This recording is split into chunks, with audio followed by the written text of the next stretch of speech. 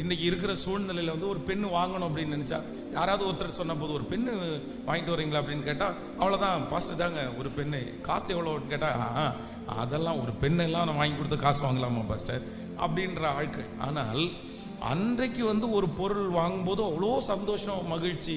ஆனால் இன்றைக்கு ஒரு பொருள் கிடைக்கும்போது சந்தோஷம்தான், நன்றி ஆண்டவரே, இந்த பொருள் தந்ததற்காக நன்றி ஆண்டவரே.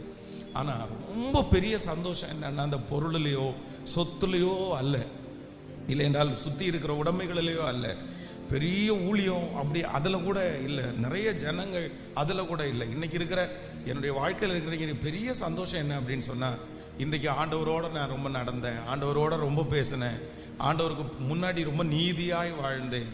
அதுதான் இன்றைக்கு வந்து ஒரு பெரிய சந்தோஷமாக இருக்குது. அப்போ ஆவிக்குரிய வாழ்க்கையிலே ஆண்டவருடைய பிள்ளைகளுடைய வளர்ச்சி என்ன அப்படின்னு சொன்னால், உண்மையாய் நீங்கள் ஆண்டவரை நேசிக்கிறதுனுடைய ஒரு பெரிய அடையாளம் என்ன அப்படின்னு சொன்னால், அந்த சந்தோஷம் எதுலன்னா, இந்த உலகத்தில் இருக்கிற எதுலையுமே ஒரு பெரிய சந்தோஷம் இல்லை, மகிழ்ச்சியாக இல்லை. ஆனால் கர்த்தருடைய காரியத்தை குறித்து, கர்த்தருடைய சமூகத்தை குறிச்சிருக்கும் போது எனக்கு